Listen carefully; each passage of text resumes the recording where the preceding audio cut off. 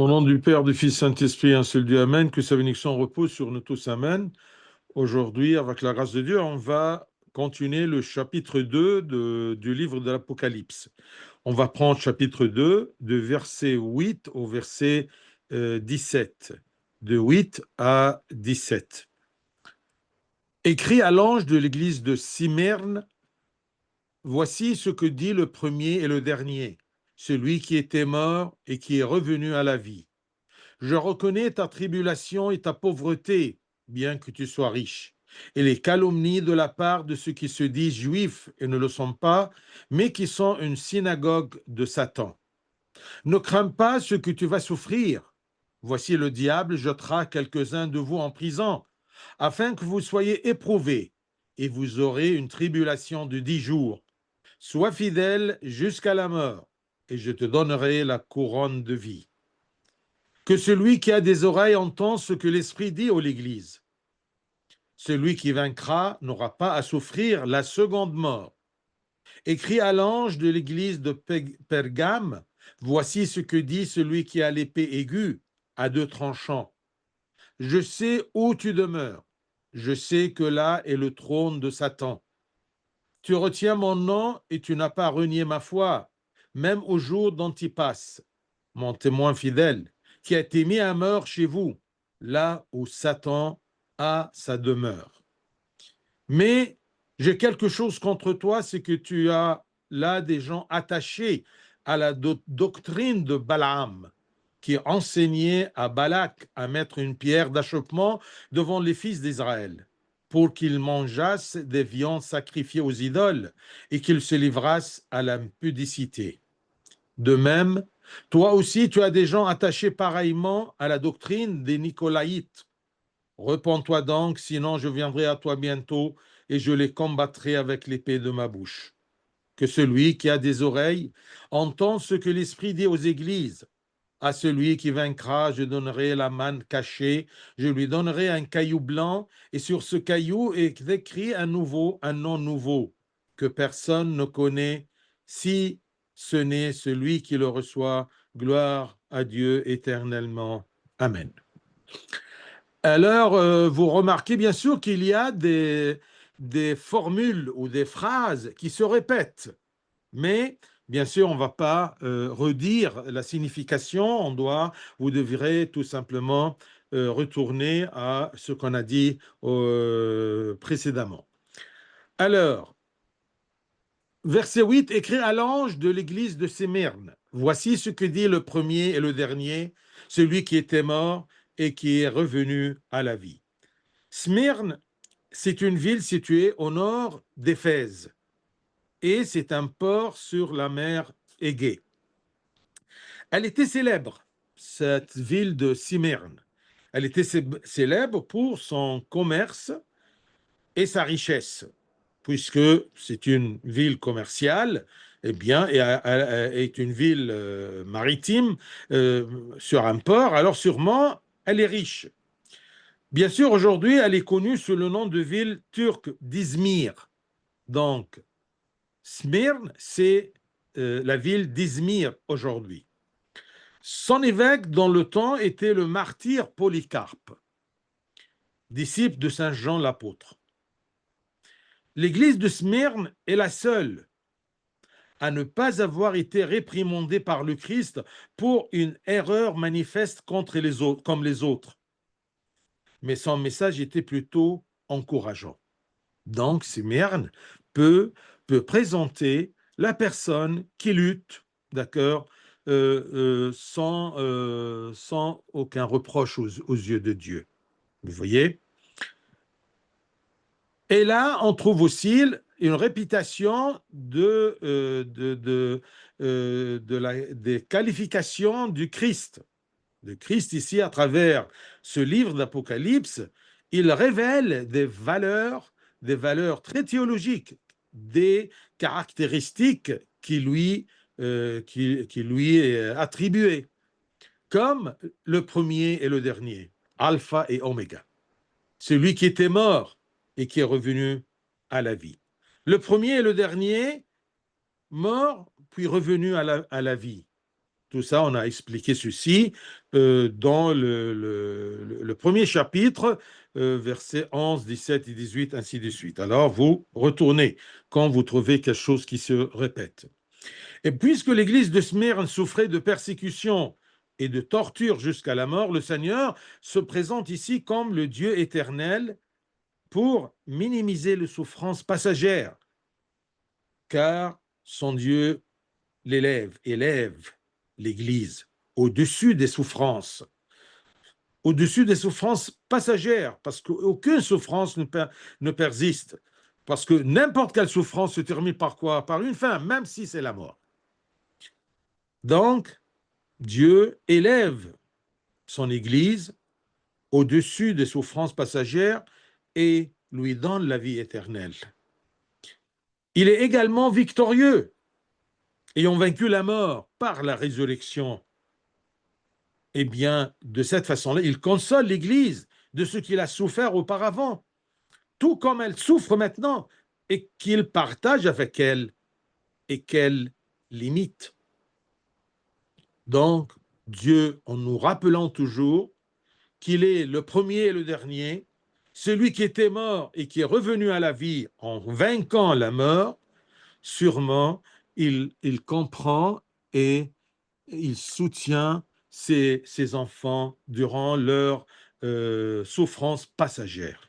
Et je souligne ici passagère parce que on dit toujours que n'importe quel problème, c'est comme une pyramide.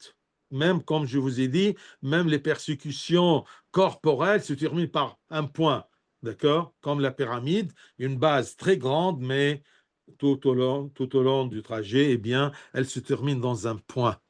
D'accord? Et même s'il y a beaucoup de persécutions, et c'est ça que encourager et soutenir les martyrs, c'est qu'à la fin, c'est la mort et la rencontre avec le Christ, tout en ayant l'héritage céleste, le royaume des cieux et la vie éternelle. Et bien sûr, de cette façon, Dieu donne à son Église l'espoir qu'après la mort, il y a une vie. La mort n'est pas une fin. Et c'est ça, c'est très important pour un chrétien, que tout ce qui se passe sur la terre, d'accord, ça sera quelque chose de temporaire. Donc, il nous donne l'espoir qu'après la mort, il y a la vie. Et après la persécution, il y a le bonheur éternel. C'est ça ce qui nous console et nous aide à supporter n'importe quelle tribulation dans ce monde-là sur la terre. Verset 9, je connais ta tribulation et ta pauvreté, bien que tu sois riche, et les calomnies de la part de ceux qui se disent juifs et ne le sont pas, mais qui sont une synagogue de Satan, parce qu'ils sont contre les prophéties et contre le Messie qu'ils attendaient. Je connais tes œuvres et tes tribulations. Quand tu es dans une difficulté ou une tristesse, ne pense pas que Dieu tourne le visage. Il voit, il connaît tout. Je connais tes œuvres et tes tribulations. Un mot d'encouragement à l'évêque et à l'Église elle-même. C'est un mot d'encouragement pour nous tous, même aujourd'hui, après tous ces siècles-là. Tous tes efforts et ta persévérance sont devant moi, Dieu qui connaît tout. Et je n'oublie jamais les efforts de l'amour, ni les tribulations endurées pour mon nom. Il nous encourage toujours. Il sait tout, il n'oublie rien. D'accord? Il est là pour nous récompenser, et avant de nous récompenser, de nous soutenir. Je connais ta tribulation, ta pauvreté et les calomnies de la part de, ainsi de suite. Ta pauvreté, c'est-à-dire votre pauvreté matérielle au milieu de la riche ville de Smyrne. Et c'était l'une des difficultés que l'Église a traversées, qu'elle était pauvre à cause de sa foi et à cause de la persécution. Bien que tu sois riche, ce que le monde perçoit en toi comme de la pauvreté, je le perçois comme de la richesse, ta foi, ton amour envers ton Créateur. Tu es riche de ta foi solide et de l'exemple que tu donnes à ton Église. Il parle à l'évêque, il parle à l'Église. On ne dit jamais qu'il y a une Église pauvre. Elle est pauvre de point de vue matériel, mais elle est riche. Et sa richesse, c'est la foi en Christ. Sa richesse est ce qui est éternel. N'importe quelle richesse sur terre se terminera, se terminera. Tu aurais rentré sans rien au monde et tu partiras sans rien au monde. C'est pour cela quand on rigole en voyant comment dire, le tissu dans lequel on embobine les morts, on dit qu'il est toujours sans poche.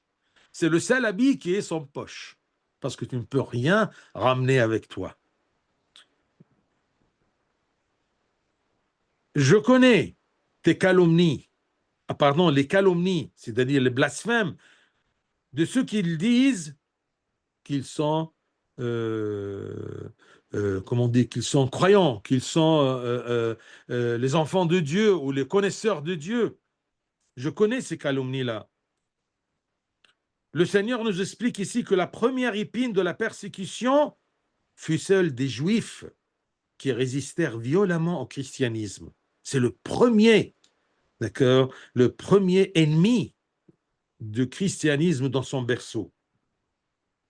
Et ces Juifs-là qui ont persécuté l'Église, ils se croyaient des véritables Juifs agréables à Dieu, défenseurs de la Torah, défenseurs, d'accord, de la religion, et c'était le peuple de Dieu.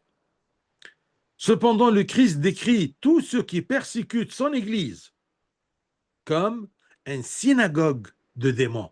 Imaginez-vous, d'accord? Alors, si durant sa présence sur terre, il donnait il présentait parfois une indulgence et une bonté aux Juifs pour les ramener dans le sein du Père, mais maintenant, vous voyez, c'est clair. Les calomnies de la part, les blasphèmes, les insultes, les humiliations, les calomnies de la part de ceux qui se disent juifs, c'est-à-dire se disent peuple de Dieu, et ne le sont pas, mais qui sont une synagogue de Satan. Eh bien, mon cher ami, qu'est-ce qui est le plus important pour toi? Être riche aux yeux de Dieu ou être perçu par le monde selon ses critères matériels? Si selon le monde je suis pauvre, d'accord, mais je suis riche en Christ. Puissions-nous être pauvres dans le monde, mais riches aux yeux de Dieu? Tout comme la richesse matérielle apporte de nombreuses difficultés, la richesse spirituelle apporte aussi de nombreuses bénédictions. La richesse matérielle apporte de nombreuses difficultés. Vous voyez, il y a maintenant en France un qui a gagné le grand lot, d'accord, je ne sais pas, 250, je ne sais pas combien de millions. Eh bien, ils se cachent, ils ont présenté un programme que c'est parfois des problèmes. D'accord? Comme quelqu'un dans l'histoire de ces grands lots, d'accord, des millions et des millions d'euros, eh bien, tout simplement, il y a un qui a perdu son fils unique parce qu'il lui a acheté une Ferrari, il a monté dans la voiture, il a eu un accident, il est décédé. Vous voyez l'argent, d'accord? Il a regretté, bien sûr, cette richesse-là. Donc, la richesse spirituelle apporte beaucoup de bénédictions. Ce n'est qu'alors que nous comprendrons les paroles de l'apôtre Paul, comme quand il a dit dans son épître, deuxième épître aux Corinthiens, chapitre 6, 10, 2 Corinthiens, chapitre 6, 10, d'accord, je cite, comme pauvres, et nous en enrichissons plusieurs, comme n'ayant rien, et nous possédons toutes choses. Ça, c'est un chrétien. Il est pauvre, si, il est pauvre, d'accord, aux yeux du monde, mais il est riche en Christ. Il est riche parce qu'il a la foi. Il a un très grand héritage éternel. C'est le royaume des cieux. Alors, prenez soin de votre vie spirituelle et ne vous laissez pas perturber par les difficultés financières, quelle que soit la richesse de votre entourage. Riche, tant mieux. Pauvre, tant mieux. L'important, c'est la richesse spirituelle. C'est ça ce qui dure. Mais tout ce qui est matériel est éphémère. Ça ne nous pousse pas à la paresse. Non, on a des ambitions. On veut bien travailler, on peut vivre aisément, mais à condition que cette richesse ne vous éloigne pas de Dieu et de votre vie spirituelle. Si je dis je travaille 7 sur 7 parce que j'ai des responsabilités et c'est le travail, je ne peux pas. Ah, ça, tu as l'image d'un riche, mais en vérité, tu es pauvre parce que ça t'a empêché d'évoluer dans la vie spirituelle, dans la prière, dans la lecture. Tu n'as pas le temps. Tu t'es donné complètement à ce monde. Et ça, c'est un piège de Satan. Verset 10, ne crains pas ce que tu vas souffrir. Je vous rappelle toujours que quand il s'adresse à l'ange, l'ange de l'Église, l'évêque de l'Église, à travers lui, il s'adresse aussi à toute son Église. Et à travers ceci, il s'adresse aussi à nous aujourd'hui. N'oublions pas ça. Verset 10, ne crains pas ce que tu vas souffrir. Voici le diable jettera quelques-uns de vous en prison, afin que vous soyez éprouvés, et vous aurez une tribulation de 10 jours. Sois fidèle jusqu'à la mort, et je te donnerai la couronne de vie. N'aie pas peur de ce que vous allez souffrir. Le Christ multiplie ses encouragements pour l'Église et son soutien, et confirme que la douleur continuera pendant une autre période. Il nous révèle également que Satan, avec son envie et son agitation, est celui qui envisage de persécuter la nouvelle Église jusqu'à ce que sa foi soit détruite. C'est ça le but, d'accord, de Satan. Et Satan, il utilise les gens pour qu'ils soient des outils de persécution et de destruction de la foi des chrétiens. Mais l'Église ne doit pas avoir peur tant que le Christ la soutient dans sa souffrance. Même si Satan est capable dans ses premiers tours d'en jeter certains en prison. Mais ceci ne dépouille pas les chrétiens de leur héritage céleste. Ici, le mot 10 jours, l'expression ici, bien sûr, est symbolique et n'indique pas son sens littéral, mais plutôt sa brièveté. 10 jours. Parce que si vous comparez toute notre vie, non pas le temps de persécution, toute notre vie, par rapport à la vie éternelle, c'est néant, c'est rien du tout. D'accord? Une centaine d'années, d'accord? 120 ans, d'accord? Que Dieu vous donne la vie, d'accord? La longue vie, mais ça se termine. Donc, 10 jours elle signifie que malgré la gravité de la détresse, sa durée sera limitée. D'accord? 10 jours, 100 jours, toute une vie, mais c'est limité. C'est 10 jours. Surtout quand c'est comparé aux gloires illimitées de l'éternité. N'oublions jamais qu'il y a une vie éternelle. Rappelle-toi toujours, en pleine tribulation, que ce sont 10 jours. D'accord? C'est limité. Et j'attends, et cette limitation-là va me ramener à ce qui est éternel. Sois fidèle, malgré tout ça, sois fidèle. Jésus-Christ ici continue d'encourager l'évêque de cette église en l'exhortant à demeurer ferme dans la foi jusqu'à la fin de sa vie, car la récompense sera grande en retour lorsque Dieu le couronnera de la couronne du bonheur dans la vie éternelle. Quand on veut encourager quelqu'un, on lui présente ce qu'il va recevoir comme récompense. Alors Dieu nous rappelle toujours, nous souffle toujours dans les oreilles. Il y a une couronne de vie, d'accord? Il y a une place au sein du Père. Et tout ce que je te dis, c'est éternel, d'accord? Alors, ça nous rend très forts vis-à-vis de toutes les tribulations, d'accord, limitées de 10 jours. Pour lui, ôter la dureté de l'épreuve, Dieu l'informa qu'elle était temporaire. Il l'encouragea à continuer à tenir ferme dans sa foi et sa fidélité dans sa vie, sa fidélité à Dieu, à ses commandements, parce qu'il lui avait préparé une grande couronne dans le ciel. Je te donnerai la couronne de vie. C'est une promesse. Ce n'est pas une promesse d'un homme, c'est une promesse divine de la bouche de Dieu. Verset 11. Que celui qui a des oreilles entende ce que l'Esprit dit aux églises. Donc ce qu'il dit aux églises et aux anges des églises, eh bien, que chacun qui a des oreilles écoute ce que l'Esprit de Dieu dit aux églises à travers Jean, celui qui a écrit ce livre d'Apocalypse. Qu'est-ce qu'il dit, l'Esprit? Celui qui vaincra n'aura pas à souffrir la seconde mort. Puisqu'il y en a une seconde mort, donc il y en a une première. La première mort est la mort corporelle. Tous, on va passer par là. C'est la mort corporelle que tous les hommes subiront.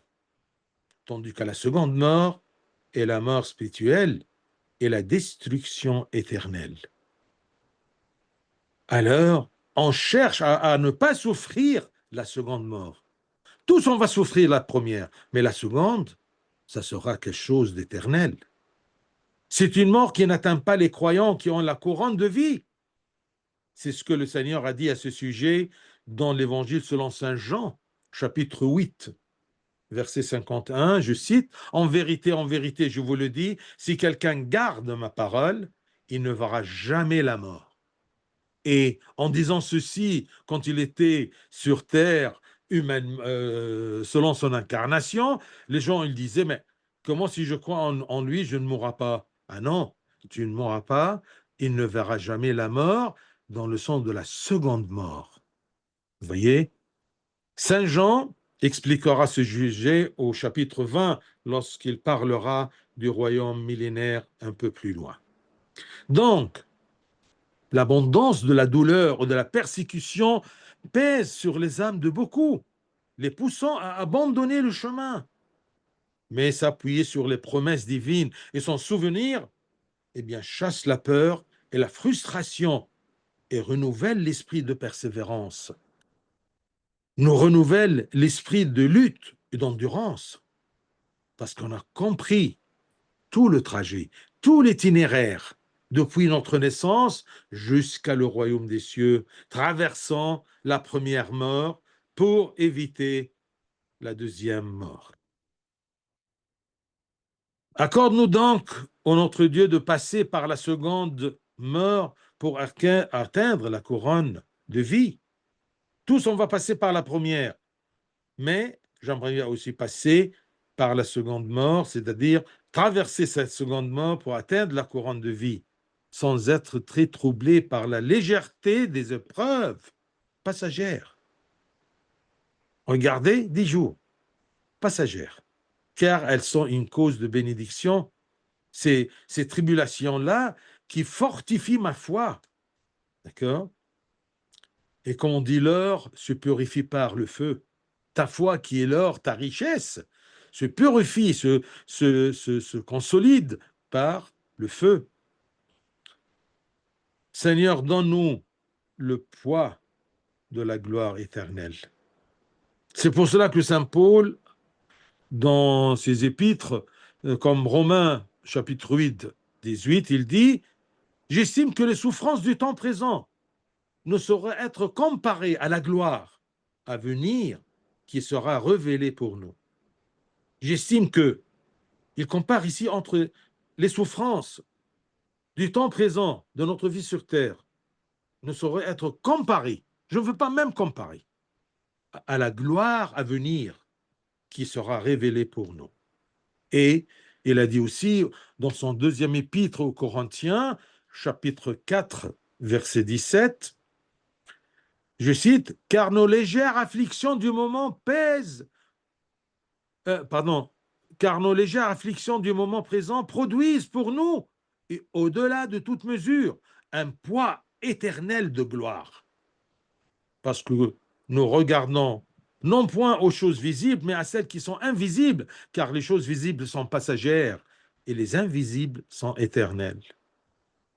Regardez la force de la foi chrétienne et la grâce de l'Esprit Saint que nous voyons et nous regardons, d'accord, euh, les choses invisibles. Nous regardons les choses invisibles.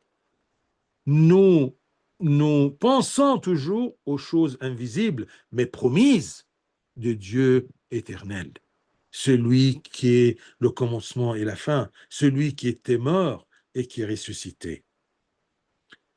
Ensuite, du verset 12 jusqu'à 17, c'est concernant l'église de Pergame. Alors, on a terminé l'église de Smyrne, maintenant c'est l'église de Pergame. L'évêque de l'église ici est le martyr Kyrios, et c'est ce que Seb, l'historien, a mentionné. Donc, vous voyez, on connaît, d'accord, selon les dates et l'histoire, d'accord, cet évêque, c'était qui? Le temps de cette vision de Saint Jean. Donc, Pergame, elle était située sur une haute montagne et était célèbre pour sa bibliothèque, l'abondance de ses cultures et ses écoles philosophiques. Elle est sur une montagne, loin de commerce, loin de la richesse, loin de la mer, loin des étrangers, d'accord? Et elle est riche par sa bibliothèque, célèbre par sa bibliothèque et l'abondance de ses cultures et ses écoles philosophiques. Écrit à l'ange de l'église de Pergame, voici ce que dit celui qui a l'épée aiguë à deux tranchants. Vous vous rappelez la parole de Dieu? Cette épée-là qui sortait de sa bouche. Celui qui a l'épée aiguë à deux tranchants, c'est de Christ, puisque cette Église était connue pour son manque de précision, pour être influencée par de nombreuses idées qui l'entouraient. Le Seigneur Christ s'est présenté ici à l'image du juge décisif, qui a des paroles décisives et qui distingue ce qui est vrai dans la foi de ce qui est faux. Donc, il se présente toujours comme un juge décisif, décisif, comme ce qu'on a vu dans l'Apocalypse, d'accord, chapitre 1, verset 16. Donc, c'est une église entourée par des philosophies beaucoup des idées. Comme toi, quand tu es dans ce monde, au travail ou à la fac ou à l'école, tu es entouré de beaucoup des idées. D'accord? Mais Dieu, tu dis toujours, attention, d'accord? Ma parole est une épée aiguë à deux tranchants. Je sais où tu demeures, le trône de Satan. Le Christ confirme, comme il l'a confirmé à toutes les églises, il connaît les conditions et les circonstances de chaque église, de chacun de nous. Pergame en particulier était célèbre pour son culte païen, car elle comptait de nombreux temples païens tels que le temple de Zeus, le temple de Minerve, le temple d'Apollon, le culte de la coquille Saint-Jacques, le dieu de la médecine.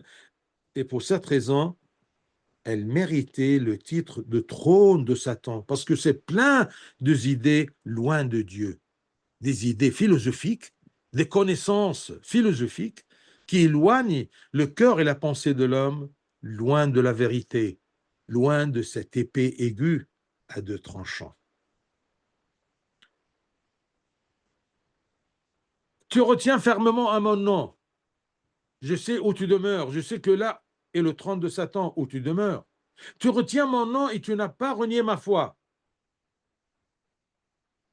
Louange à l'évêque de Pergame, qui, malgré la sévérité du Coran opposé, malgré les mauvais pensées et la philosophie du monde qui nous entoure, eh bien, on renie pas la foi, même dans les pires jours de persécution qui ont conduit au martyre, comme ce fut le cas d'Antipas, qui mourut brûlé, refusant tout compromis, jusqu'à mériter d'être appelé par le Seigneur Dieu mon témoin fidèle.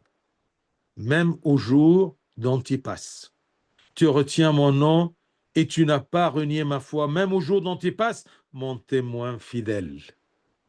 Ça, c'est une médaille sur l'âme de Antipas. Et malgré les jours d'Antipas, d'accord, ce témoin fidèle, eh bien, vous n'avez pas nié votre foi devant le martyr, devant la mort, devant la méchanceté, d'accord, de Satan, devant ce monde qui est le trône où Satan demeure. Et je sais que vous, mes enfants, eh bien, vous êtes dans ce demeure-là. Malgré nous, c'est le monde qui nous entoure.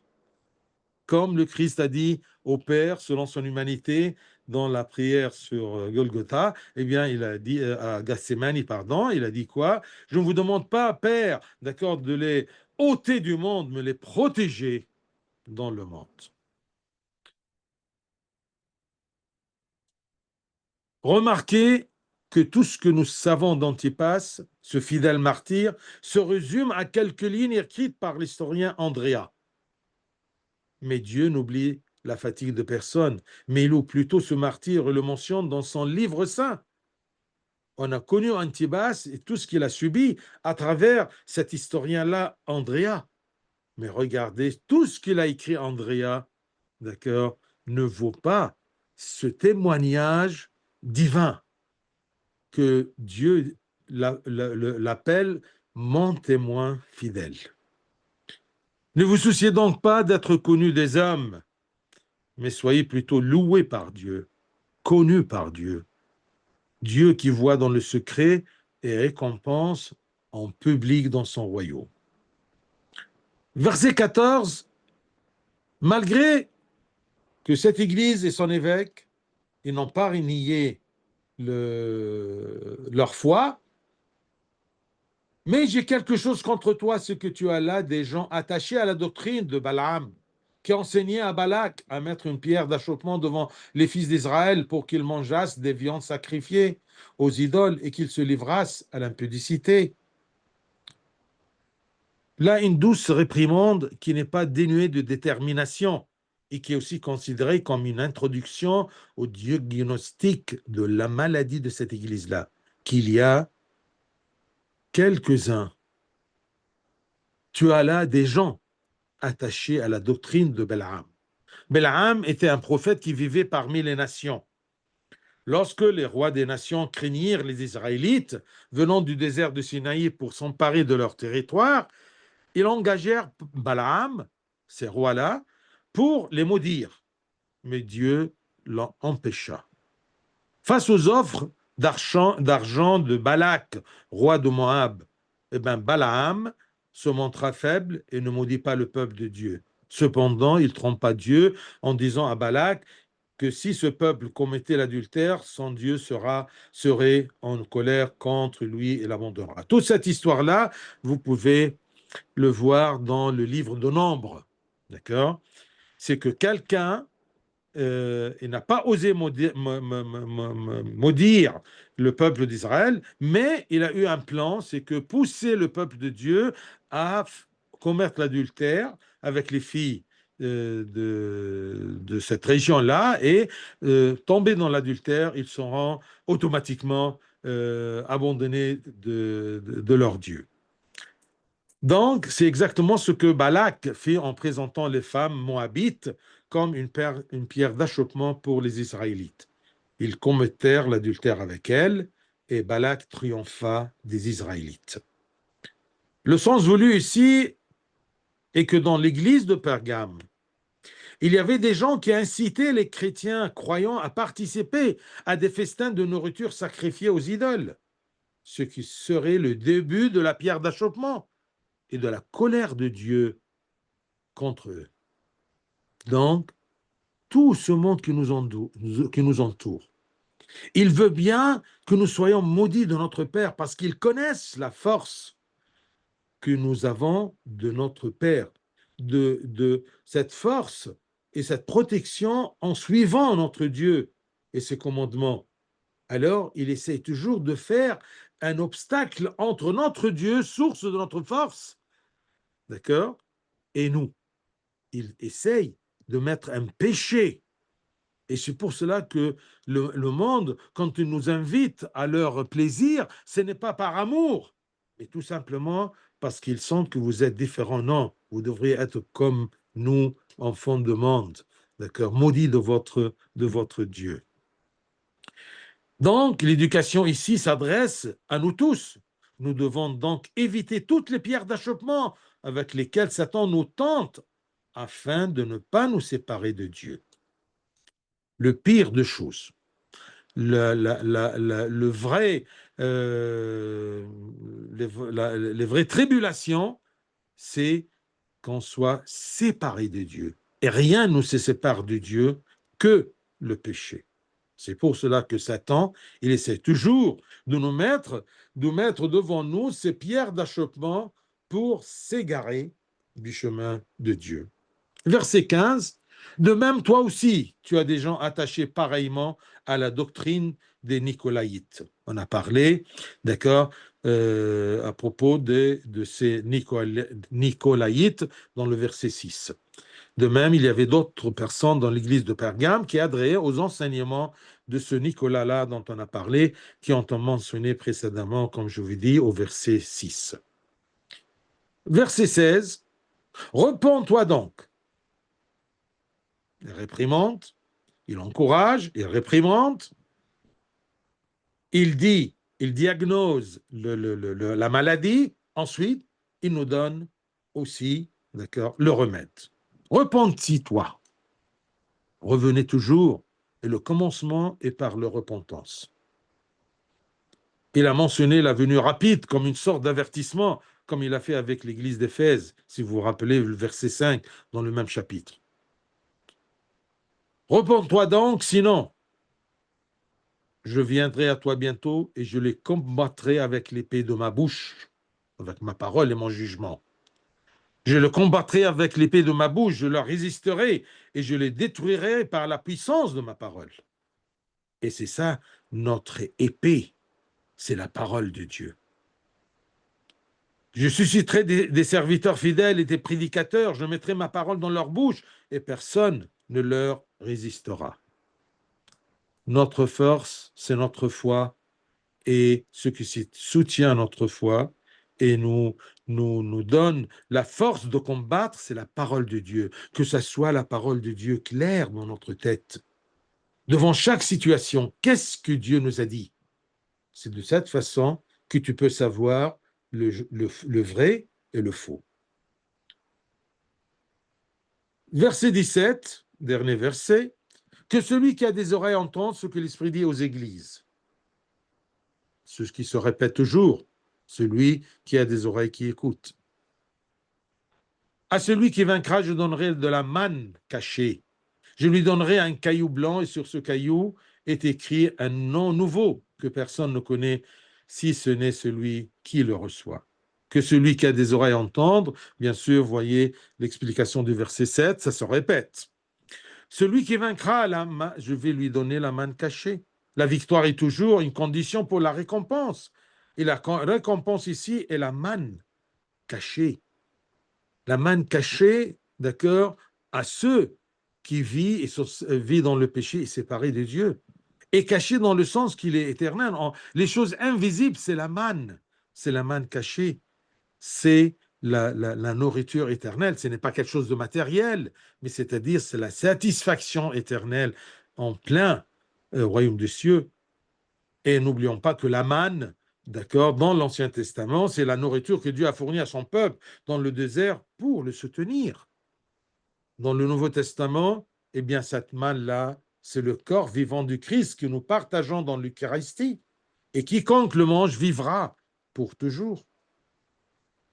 Rappelez-vous de tout ce qui s'est écrit à propos de l'Eucharistie dans Jean, l'évangile selon saint Jean, chapitre 6. Je vous ai dit que c'est le chapitre le plus qui a parlé à propos de cette manne du Nouveau Testament, c'est le corps vivant de Jésus-Christ. Comme par exemple, Jean 6, 33, car le pain de Dieu, c'est celui qui descend du ciel et qui donne la vie au monde. C'est ici le pain qui descend du ciel afin que celui qui en mange ne meure point. Ne meure point, maintenant on comprend, c'est la deuxième mort.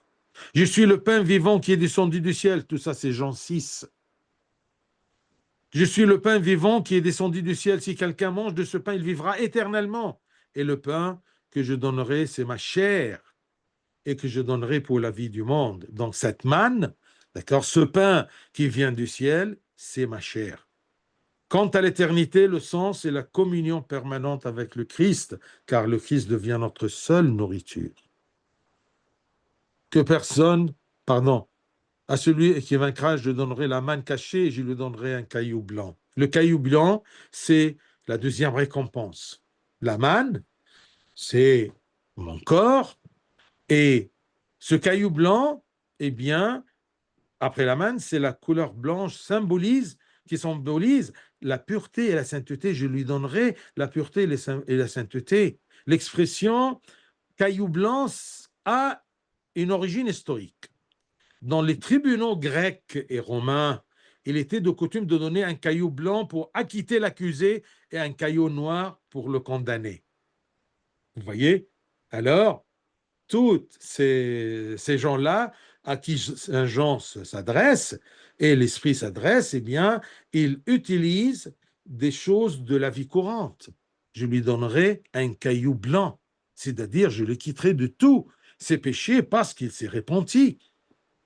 Le nom de l'accusé était gravé sur le caillou blanc et il le portait toujours sur lui, preuve de son innocence. Ainsi, le Seigneur donne à tous ceux qui triomphent une déclaration de sa justice et de sa victoire visible par tous. Un nom nouveau que personne ne connaît sauf celui qui le connaît. Le discours de l'Apocalypse sur le ciel est lié à tout ce qui est nouveau. Nouvelle Jérusalem, nouvel nom, nouvelle vie, d'accord, au sein du Père.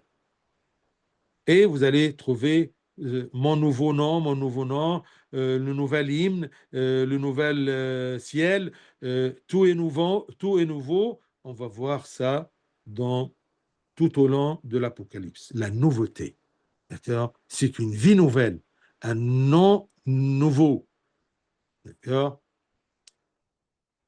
Le nouveau nom ici signifie l'intimité de la relation entre chaque personne qui a lutté et a vaincu. D'accord? Cette relation intime entre cette personne et le Seigneur Christ. Comme si c'est un père donnait à son fils un surnom qui n'est donné à aucun autre de ses fils. D'accord? C'est la même chose. Cette intimité entre toi et Dieu, il va te donner la libération de tous tes péchés. D'accord? Tu n'es plus condamné. Un caillou blanc. Mais là-dessus, il y a cette relation intime entre toi et Dieu. Quiconque entend et obéit aux paroles de Dieu recevra une satisfaction éternelle au ciel, une vie pure, blanche, une relation personnelle avec lui et un plaisir indescriptible. Alors je termine en disant que, mes bien-aimés, les encouragements et les dons du Seigneur pour nous sont indescriptibles, car le plaisir de son cœur est dans les dons de son héritage qu'il a préparé d'avance pour nous. C'est ça ce qui réjouit Dieu, de nous donner cet héritage qu'il a préparé au prix de son sang. Ne laissez donc aucune négligence, paresse, préoccupation, relâchement ou manque de soins vous priver de ce que votre Christ a préparé pour vous. Gloire à lui éternellement. Amen.